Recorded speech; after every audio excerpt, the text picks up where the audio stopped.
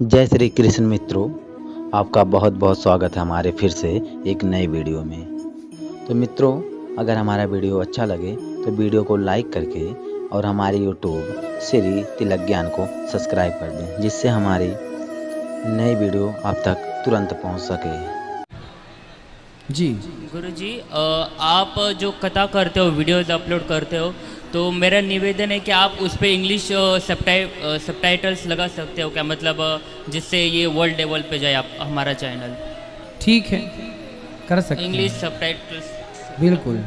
ठीक है, धन्यवाद सर। और एक नेक्स्ट क्वेश्चन है कि भगवत गीता में भगवान श्री कृष्ण जी बोलते हैं कि इंद्रियों में मन मैं हूँ, तो मन की मानना, मन की इच्छा पूरी करना, मन की सुनना, ये भगवान की भगवान के सुनने का बराबर है। ठीक है, कि मेरा मन ये करने को बोलता है, तो इसका मतलब ये होता है कि भगवान बोल रहे हैं। ना ना बेटा, भगवान इंद्रियों में मन, धातुओं में सोना, कृष्ण है। पुरुषों में जो श्रेष्ठ विशेष दिखे वो भगवान का स्वरूप है। अब मन किसी का जाए शराब में और मांस में, तो क्या उसे आप मान लेंगे? भगवान तो सब हैं। आपके रूप में भगवान, आपकी आत्मा के रूप में भगवान, आपके नेत्रों में जो देखने की शक्ति है, शक्ति के रूप में भगवान।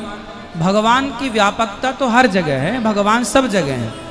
लेकिन आप अपने मन को कंट्रोल करिए। अब इसका मतलब ये नहीं है कि जो मन में आए वो किया इसलिए कि भगवान है ना।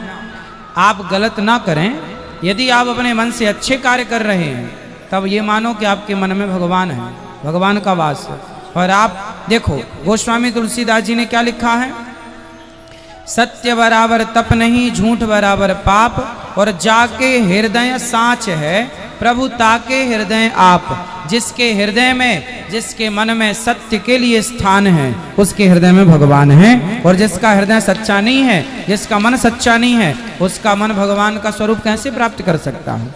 तो कोई झूठ है, झूठ आदमी, उसके भगवान, लोग कहते हैं ना सबके मन में भगवान रहते हैं। नहीं, जिसके हृदय में सत्य है उसके हृदय में भगवान है, सबके हृदय में नहीं है।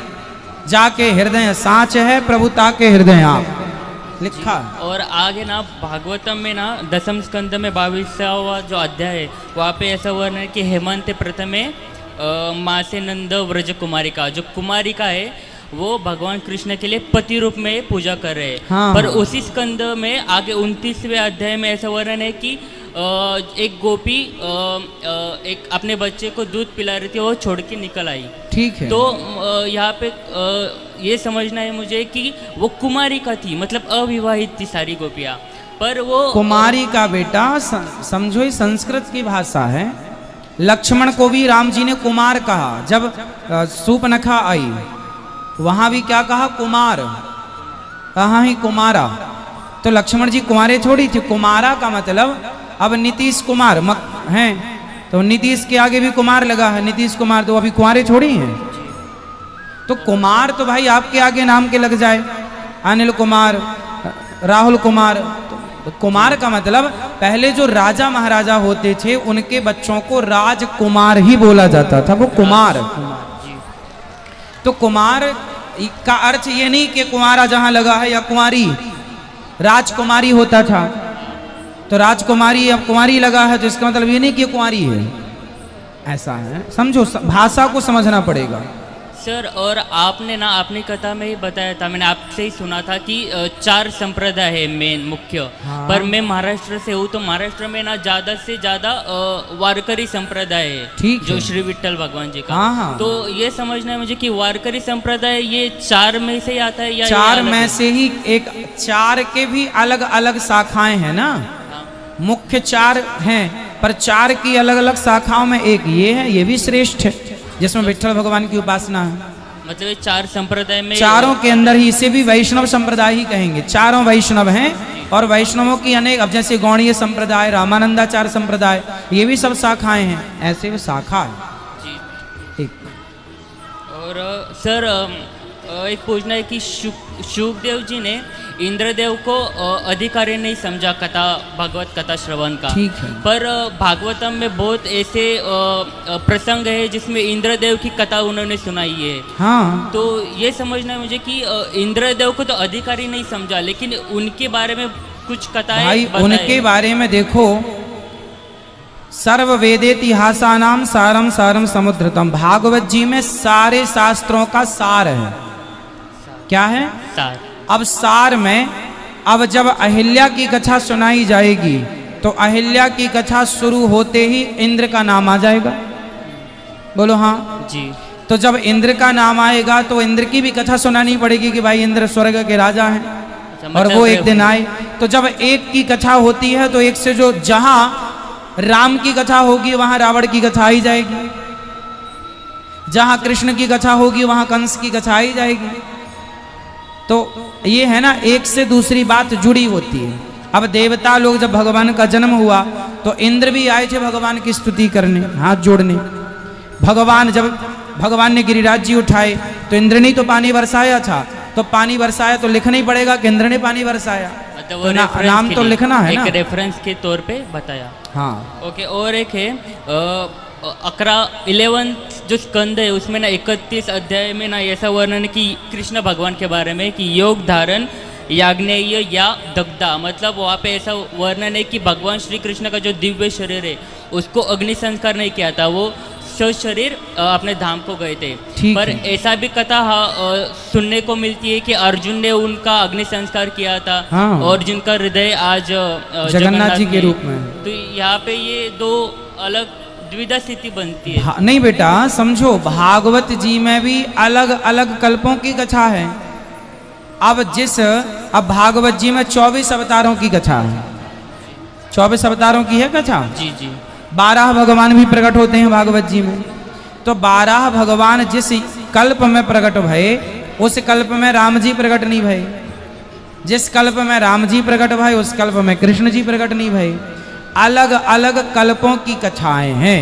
किसी भगवान कृष्ण का इस धरती पर कोई एक बार ही थोड़ी जन्म हुआ है, इस धरती पर कोई एक बार थोड़ी राम जी आए हैं। अनेक बार राम जी आ चुके, अनेक बार कृष्ण जी आ चुके। तो किसी जन्म की वो कथा लिख दी गई तो किसी जन्म की वो कथा लिखी गई। जैसे उदाहरण से समझो, रामायण में 4 रावण की कथा है। रामचरितमानस में प्रताप भानु रावण हुआ, जय और विजय रावण हुए, शिव के गण रावण हुए, है ना, और जलंधर रावण हुआ। चारों रावणों की कथा है। अब 4 रावण हैं तो एक समय पर चारों को थोड़ी मारा, अलग परित्राणाय साधूनाम विनाशाय च दुष्कृताम धर्म संस्थापनार्थाय संभवामि युगे युगे। अनेक अनेक कल्प, अनेक अनेक युग में, किसी युग में राम जी आके प्रताप भानु नाम के रावण को मारे, तो किसी युग के कल्प में, कल्प के युग में आकर उन्होंने जलंधर नाम के रावण को मारा। उसी तरह किसी कल्प में, किसी युग में भगवान आए तो शरीर के साथ गए, तो किसी कल्प में, किसी युग में आकर उन्होंने हृदय छोड़ दिया कि हम जैसे पापी भी दर्शन कर सकें उस बहाने जगन्नाथ जी का। ठीक है, तो धन्यवाद। अलग अलग कल्पों की कथाएं। गुरु जी, और एक ब्रह्म पुराण में ऐसा वर्णन है कि जो रेवत राजा थे वो स्वर्ग में गए, फिर वहाँ पे वो कुछ समय रहे, फिर वापस आए तो यहाँ पे पृथ्वी का समय बहुत आगे चल गया था। बिल्कुल। पर जब अर्जुन स्वर्ग में गए थे अस्त्र, दिव्यास्त्र लाने, पर वो जब वापस रिटर्न आए पृथ्वी पे तब समय वैसा का वैसा रहा था। आप कंफ्यूज हैं। स्वर्ग इंद्र गए थे, अर्जुन गए थे स्वर्ग, और रेवत गए थे ब्रह्मलोक। स्वर्ग अलग है, ब्रह्मलोक अलग है। अच्छा, वो ब्रह्मलोक, वो ब्रह्मलोक है। ब्रह्मा जी का एक दिन 1000 चतुर्युग के बराबर होता है। ब्रह्मा जी का एक दिन कितना बड़ा है? 1000 चतुर्युग, मतलब एक कल्प। हाँ, एक कल्प को कहते हैं 1000 चतुर्युग बीत गया तो एक कल्प। और एक कल्प में 14 इंद्र होते हैं, 14 मनवंतर होते हैं। हर मनवंतर का इंद्र अलग होता है। तो इंद्र लोक तो यहीं बगल में है पृथ्वी से। ब्रह्मा जी की आयु भी 100 साल की, इंद्र की आयु भी 100 साल की। ब्रह्मा जी का एक दिन इतना बड़ा कि एक दिन में ब्रह्मा जी के 14 इंद्र बदल जाते हैं। एक दिन में 14 मनवंतर। अभी ये जानते हैं कौन सा मनवंतर चल रहा है? वैवस्वत मनवंतर चल रहा है ये वर्तमान में। श्वेत 12 कल्प चल रहा है ये। जी ठीक है, धन्यवाद गुरुजी। बाकी तो वो आप कंफ्यूज ना हो, रेवत राजा जो गए थे वो ब्रह्मलोक गए थे और इंद्र गए, अर्जुन गए थे वो स्वर्ग गए। तो स्वर्ग में कोई बहुत ज्यादा अंतर नहीं है। जी बहुत बहुत धन्यवाद गुरुजी। जी खुश रहिए। मित्रों, अगर हमारा वीडियो अच्छा लगे तो वीडियो को लाइक करके और हमारे यूट्यूब श्री तिलक ज्ञान को सब्सक्राइब कर दें, जिससे हमारी नई वीडियो आप तक तुरंत पहुंच सके।